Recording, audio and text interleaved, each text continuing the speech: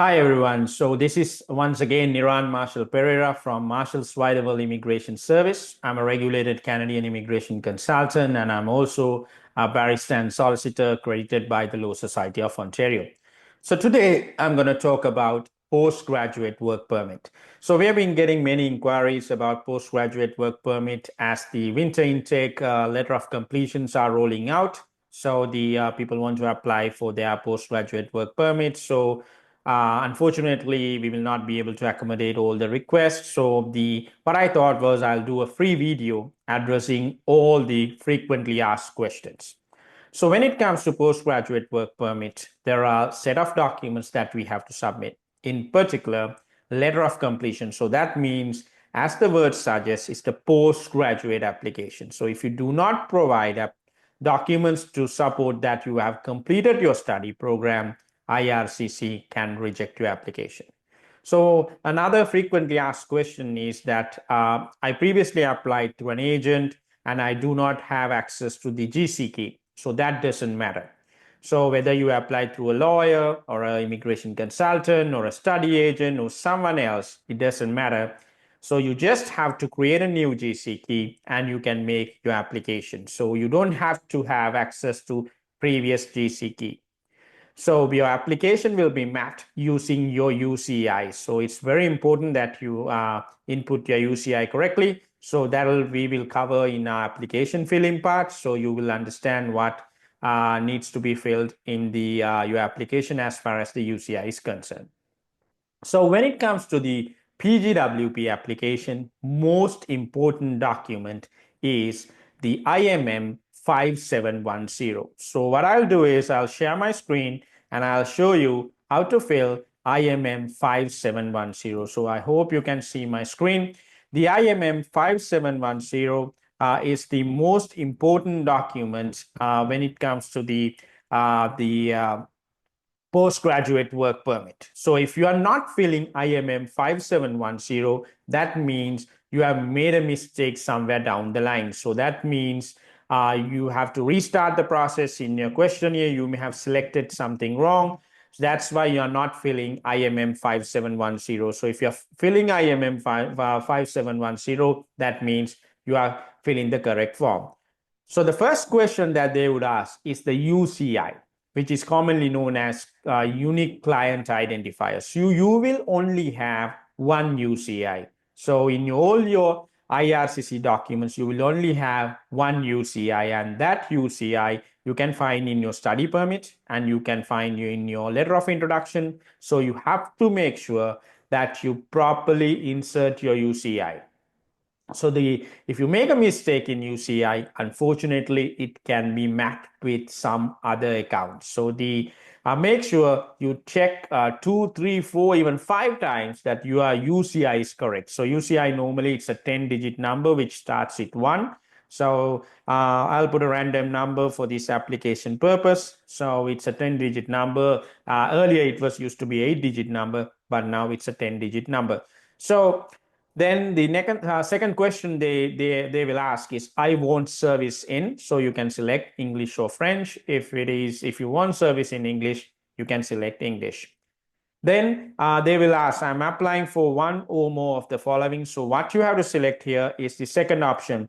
Apply for a work permit for the first time or with a new employer, because you are not going for an extension. You have to apply for the work permit for the first time or with a new employer. Even if you had a co-op work permit, just ensure that you go with this option, second option.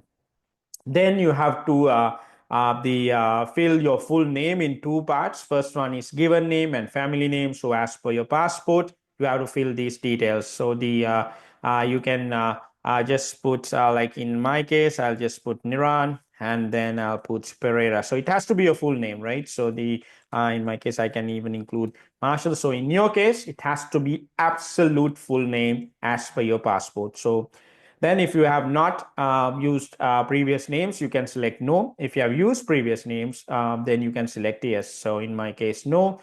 Then your sex, you have to select according to your passport. So then in my case, it'll be male. Then your date of birth. Again, don't make a mistake in date of birth. So I'll put 190 and 1st of January. So right? Then the city of birth, again, you can refer to your passport and just fill that. And then the country is, in my case, it'll be Sri Lanka. So I'll just put Sri Lanka. So based on your passport and based on your citizenship, you can fill that. So then the citizenship, again, they ask a question. So you can fill your citizenship here. So here at the top, they're asking for your place of birth. That means your country of birth, right? So under the citizenship section, you can mention your citizenship. Then the status in Canada. So here you have status. You have stayed in Canada as a student. So you mention student. And then you can put the date. So let's say you came to Canada on 2023, 1st of January, and then you can put the expiry date of your study permit. So let's say it's expiring on 2025 July, let's say 19th. You can include that. Then the next question they ask, like the previous countries or territories of residence. So during past 5 years, have you lived in any country or territory other than your country of citizenship or your current country or territory of residence? So here it's very important. Here we have to only fill any countries other than your citizenship and other than your current country of residence. So if you're a Sri Lankan, straight away you apply from Sri Lanka to Canada, you don't have to fill this part because your country of citizenship is Sri Lanka, so that is covered, and country of residence is Canada, so that is covered, so you don't have to fill this part. But let's say, for an example, you're a Sri Lankan, that's your country of citizenship, and then you stayed in India for 6 months or longer before coming to Canada within last 5 years. In that case, you have to fill India, right? If not, you just have to put no.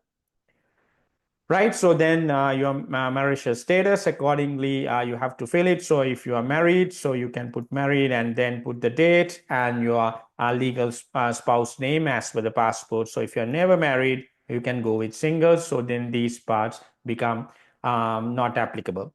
So then, have you previously been married or in a common law relationship? If yes, just put yes. If no, just put no. So then that'll become not applicable as well.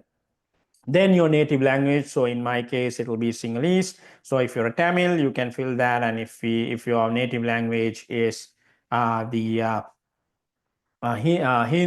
you can fill that as well. So are you able to communicate in English or French? So in my case it's English, but if you can communicate in both, you can select both and select the most prominent one. But in most of the cases it will be English. Then your passport, so you can fill your passport, just put the number. And then the country of issue, again, it'll be, my case, it'll be Sri Lanka. So I'll just select Sri Lanka. And then the issue date. So you can mention 2020, I will go with 2020, 1st January 1st. Then the expiry date, let's say 2030 January 1st. So then that's basically it. Then do you have a national identity number? So just put the national ID number. So just put yes, and you have to select, let's say 1990-0101, and just put whatever the national ID number again. Your national ID issuing country. So you can put Sri Lanka here, whatever the national ID. Then again, we can put the issue date as for the national ID. And if you do not have an expiry, just leave this blank. Then are you a lawful permanent resident of the United States? So here they're asking whether you have green card. So in most cases, it will be no. Then the contact information. It's very, very important that you fill your address correctly, because your postgraduate work permit, once it is approved, it'll be posted to you. So if you make a mistake, you might not get the postgraduate work permit. So then you have to go after IRCC to reissue a postgraduate work permit, which will definitely be a time-consuming process because they will take their own sweet time, and sometimes it will be impossible to get in touch with them. So in your application, make sure that you properly fill your address, and you fill address which you have access to, because like sometimes people move from one rented property to another, and all of a sudden they don't have access and they are unable to get the actual postgraduate work permit. So that will be a problem. So you make sure that you fill the address, and then just in my case, I'll just put a random address and see. Then I'll say Thomas Street, and then city, let's say Brampton, and Canada, and province is Ontario. And then the postal code, I'll just put a random postal code. Right. So then if your mailing address is similar to your residential address, you just select yes. So then this part will be not applicable. So then your telephone number, so most of the times it's a Canadian number. So you put yes, and then you select your telephone type and you can put the number. So in my case, it'll be 674-904-9664. Right, so then the email address, you can leave these parts blank, and your email, you have to provide your email correctly. So in my case, it'll be this one, info@mwwi.ca. So then whatever your email address, you have to just fill there. Then the next part is coming into Canada. So they're asking about the date you came to Canada and the date you entered, the place you entered in Canada, and then the original purpose of coming to Canada and the date and place of your most recent entry. So this date you can find in your study permit application. So then in my case, let's say is 2023, 1st of January, and place is Toronto. Yeah. So then the original purpose of coming to Canada as a postgraduate work permit applicant, your purpose will be study. So then if you have left Canada after initially coming to Canada, then you have to provide the most recent entry. And if it is similar to your initial entry, that means you have not gone out of Canada after coming to Canada, you have to leave this part alone. So let's say you have, for a short visit, you have gone outside Canada and then you have come back to Canada, and then whatever the date that is your most recent entry, you have to include it here. Then the most important document number is the document number, that is they're asking for your study permit document number. So study permit document number can be found in your study permit at the top right hand corner, which is starting with letter F. So just insert the number. So it's starting with letter F. So I'll put a random number. So just make sure you filled accordingly. Then details of your intended work in Canada. So this part is absolutely important. So if you make a mistake in this drop-down selection menu, it can be fatal. So make sure it's very simple. Just select postgraduate work permit. Absolutely simple. So then if you don't select this one, then you might for an instance, let's say you go for an open work permit, you go for another work permit, that can be an issue. So then because you will not be getting the PGWP EXT letter, which is called the work authorization letter. So make sure you include postgraduate work permit. So then this part, just leave it blank. You don't have to fill.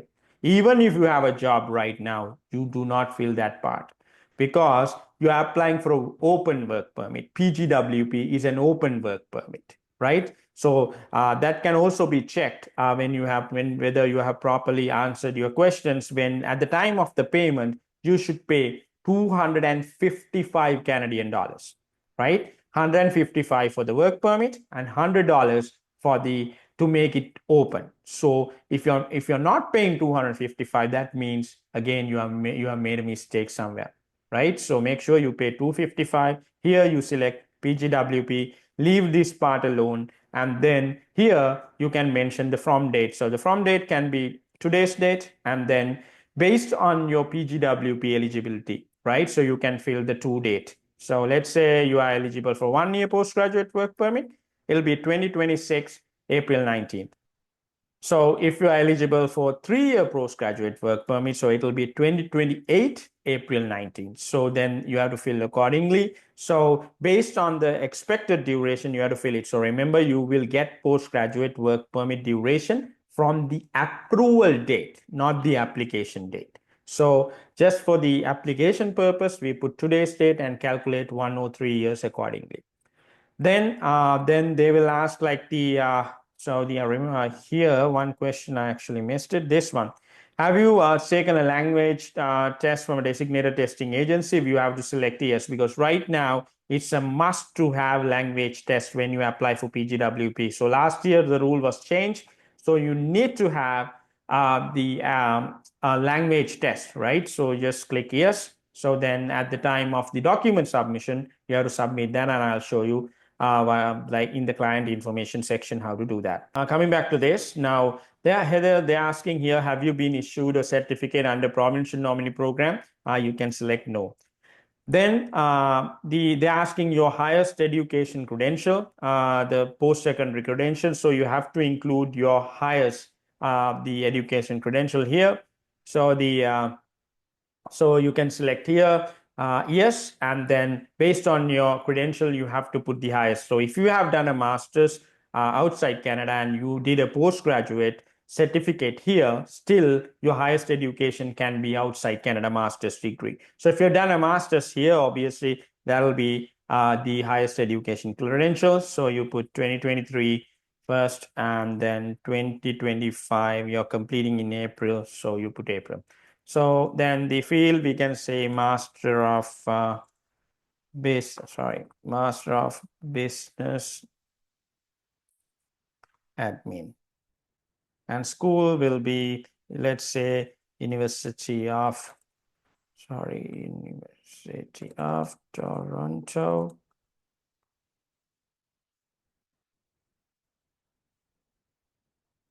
And then the city, you can just mention Toronto here. And then the country will obviously be Canada. So then we put the province, we can select it Ontario. Then it's very important that you provide the highest educational credential here. So the respective of the fact that whether it's done in Canada or outside Canada. Then one of the most important areas are the employment. Why this is important is this can taken as a proof for your permanent residency application. So if you are closely monitoring IRCC activities, we have seen in recent past that they have sent procedural fairness letter for not including your work in your home country in your previous application. So make sure that you disclose your entire history for the past 10 years. It's clearly mentioned past 10 years. So for some people, like we have more than 3 employments. So here we have 1, 2, 3, only 3 spaces. So if you have 5 employment, you just fill the most recent 3 here, and then you attach a letter of explanation with your full employment history, and you have to state that, look, I have only 3 spaces in IMM 5710, so I have only filled 3 most recent employments, but however, I have worked in 5 places in the last for 10 years. So this is my full employment history. Simple as that. Make sure you disclose that. That is very, very, very important. Okay. So for the application purpose, I'll just fill one. So just put, I put 2023 first, and then today I'm working currently. So I'll put 2025, and I'll put the April as the month because I'm currently working. So let's say I'm a banker, and put your employer's name. Let's say TD Bank, and city is Toronto. So then the country is Canada, and then I can select the province as Ontario. Right, so then if you have, again, if you have 3 or more, if you have 3, fill here. If you have more than 3, fill the most recent here, and give a letter of explanation under client information section. It's very, very important. Then the background question. So the first one, they're asking whether you or your family member have ever had TB or have a close contact with a person having TB. So in most of the cases, this will be no. And then do you have any physical or mental disorder that would require social or health services other than medication during stay in Canada? In most cases, it will be no. Then have you ever remained beyond the validity of your status and attended school without authorization or worked without authorization? In most cases, it will be no. Then have you ever been refused visa or permit or denied entry or order to leave Canada? Then you have if you have to fill this accordingly. If it is yes, just put yes and give a small explanation. If it is no, just put no. And then this one will be yes for everybody, because the question is, have you previously applied to enter or remain in Canada? So remember, you are applying for postgraduate work permit. So you have definitely applied for study permit. So this has to be yes. Just give a remember it says If you answered yes to question 2A, 2B, 2C, please provide it. So just give a simple explanation. So you can mention, I have applied for a study permit from outside Canada, and my application was duly accepted, right? That'll do. But if you had previously had any refusals, so like if you had any refusals, you have to just put yes, and then you may write something like I have applied, my initial application for study permit was rejected, and then however, my subsequent application was accepted. So just accordingly, you have to write. So then we just put for this application purpose, I'll put no, and I'll just put okay. I'll show you how to write with the refusal one as well. So that may be applicable to some people. But if you do not have a refusal, just put yes just put yes here, and just mention that I've previously applied for study permit from outside Canada and it was duly accepted. That's it. Then if you had a refusal, so what you have to do is you mention my initial application from outside Canada was rejected. However, my subsequent application was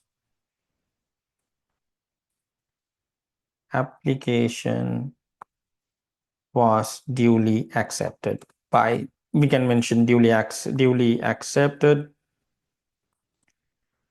by IRCC. Simple as that. Then have you ever committed or been arrested or been charged or convicted on criminal offense? In most cases, this will be no. So then did you serve in any military or the militia or civil defense unit, or serve any security organization or police force? Again, it can be no. Then have you ever been a member associated with a political party? So then here, if it is not applicable, just put no. If it is applicable, just put yes, and you have to give an explanation. Then you have to mention, have you ever witnessed or participated in treatment of prisoners or civilians, looting, desecration of religious buildings? You just put no. Then, do you consent to be contacted by IRCC or an organization at IRCC's request? You can put yes here. Then you put the date, and then remember, you do not print this application and sign. This is a digital form. So you just put your name, so here, and then just go to the validate button. So if you have properly filled everything, the form should validate. So here it clearly says validation completed successfully. So remember, once you validate, don't forget to save, right? So it's very, very important that you save. If you do not save, then it can be a problem, right? So once you save, again, you have to go and check whether this validator is changed to yes. And more importantly, if you scroll down, then you will be able to see the barcodes. So it's very, very important that you get the barcodes, and then the validated is changed to yes. So that's basically the main form. So if you fill the form like this and submit the documents, IRCC will definitely accept your application. So the misconception here, so one of the client who consulted me after their PGWP was refused, and she said that, I thought the IRCC is not refusing PGWP. I thought it's my right. Yes, it is your right to get the PGWP, but if you do not do the proper application, they can refuse it. They will not ask for like your documents again. They can refuse it if you don't provide letter of completion, if you don't provide your English language, if you don't provide an explanation where it is needed, if you don't provide. So some people say, okay, transcript is not a must, right? So according to the IRCC website, they have mentioned letter of completion, and is the most important document. Transcription, transcript. You can provide the original transcript or the website, the university website transcript, but it's better that you provide all the supporting documents that you have. No application ever been refused for providing more information. So if you have your transcript, if you have your letter of completion, make sure you submit everything that you have, right? So I'm gonna just show you a few examples here, right? So where the PGWP was refused for not providing the information. So here it says the based on your application and accompanying documentation that you have provided, I have carefully considered all the information and I'm not satisfied that you meet the requirements of the IRPA. Your application as requested is therefore refused. And the foreign students in Canada are eligible for a work permit for postgraduate employment only if they have maintained full-time status in Canada during each academic session of the program or programs and have completed a program of study that is at least 8 months in duration. So if you have gone to a part-time position due to some like maybe a mistake from the university, maybe you have failed a subject, or maybe you have treated as a part-time student, then you might not be eligible for PGWP. So in that case, you have to ensure that you provide proper explanation. Otherwise, IRCC will deny the postgraduate work permit as they have done here. Then another example. So this is a case where they have done 2 one-year programs and was expecting a 3-year postgraduate work permit, but IRCC has not approved because they have only given for 1 year. So that may be due to the fact that they have not provided letter of completion and transcript for the first program, or in this case, we have to properly write an explanation. It's very, very, very important. So when we are submitting, what we are doing is we are making a table stating that I did this first program for this date to this date from this college, and I've completed on this date. And then the second program, I've done this from this date to this date, and from this college or university, and I've completed on this date. So in that way, the IRCC will not miss it. So in the client information section, even in the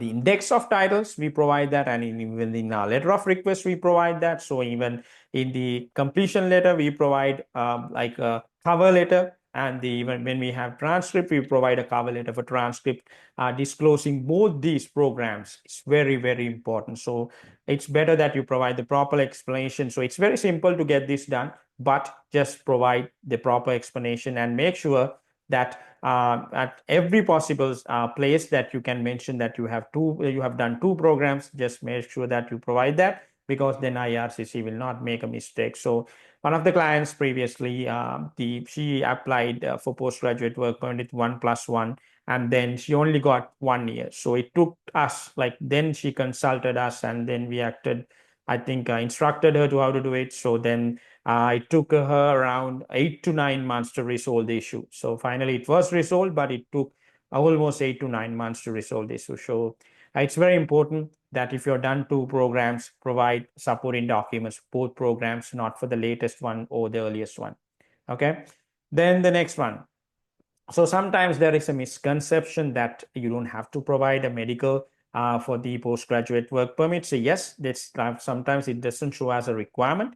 But the problem is the IRCC is not consistent with this, right? So if you see this particular the condition, so this is for somebody who has not submitted a medical. So they have given with this condition. Read the condition number 1: not authorized to work in childcare, primary, secondary school teaching, health services, field occupation. So if you do not provide a medical, you will also get this kind of a condition in your work permit. So even though, let's say you're a bank, or let's say you're an accountant or an engineer, if you're not planning to get into these industries, my advice is to provide the medical. So the medical, you don't have to do a new medical, because if you see, there is a medical exemption in place. This is a temporary public policy, right? So even though it is mentioned for permanent residence here, if you see the readings, the requirements at the bottom here, it says you applied or applying for permanent residence or temporary residence. So the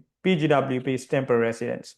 Then if you're already in Canada and you have done an IME exam within last 5 years, and your IME indicated low risk or no risk for the public health or public safety, you do not have to do another medical. You can submit that. For people who are engaging in childcare and engaging in Healthcare, you might have to go through the medical with the certain test, but for the others, that it's very simple. To be on the safe side, you just apply with the previous medical, and you provide a letter of explanation stating that based on this, you can even put the link. What we normally do is we put the link, and then we provide the previous medical with an explanation stating that I have done within last 5 years, so that I do not have to do another medical as per the IRCC policy, then put the link and then attach the medical. So proper explanation and a medical report.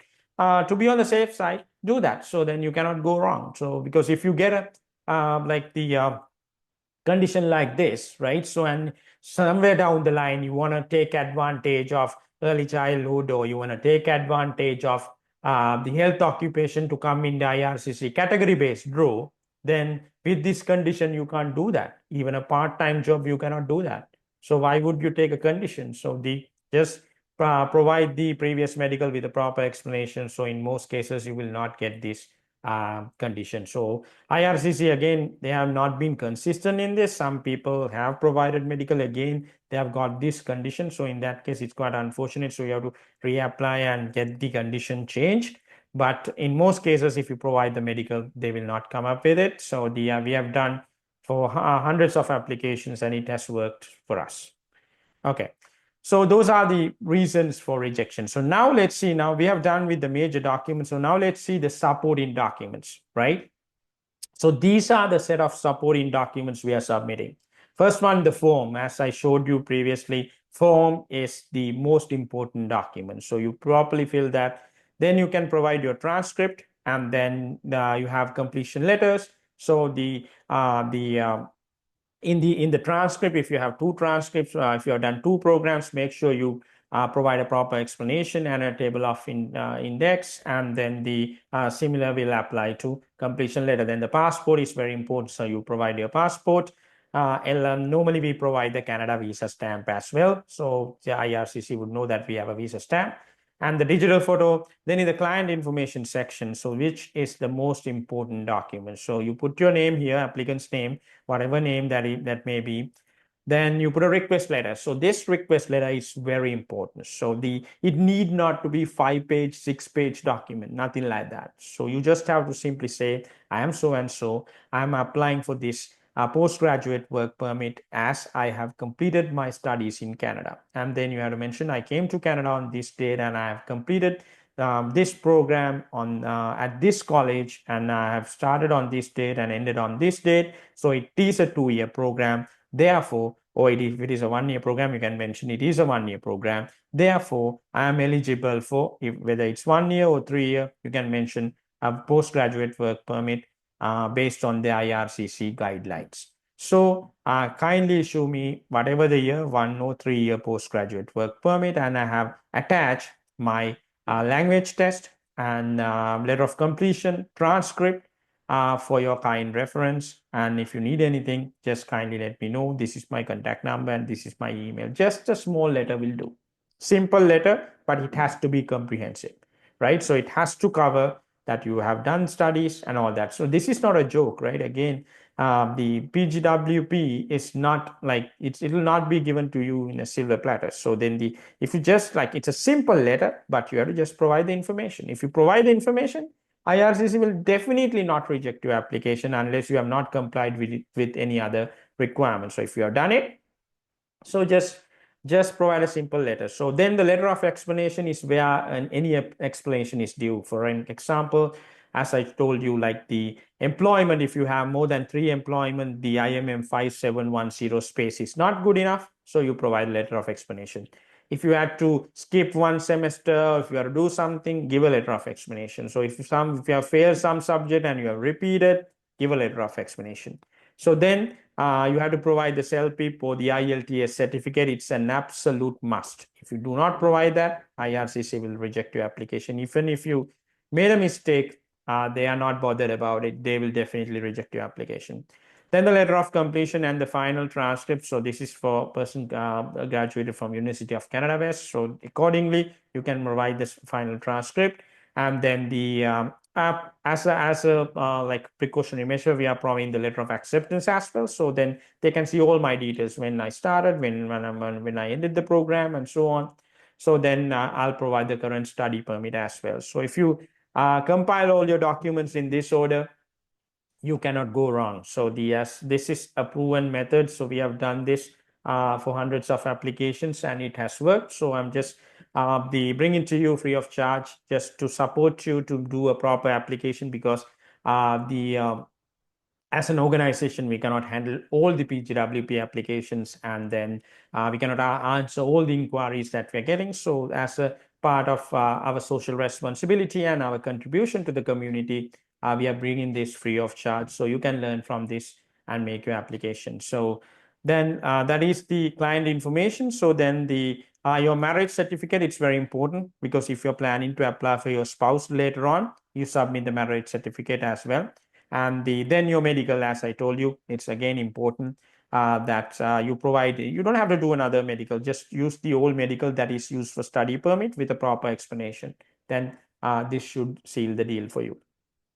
So that's about the postgraduate work permit. I hope this video is helpful for you. So I wish you all the best, and until we see you again in another episode, goodbye and good luck.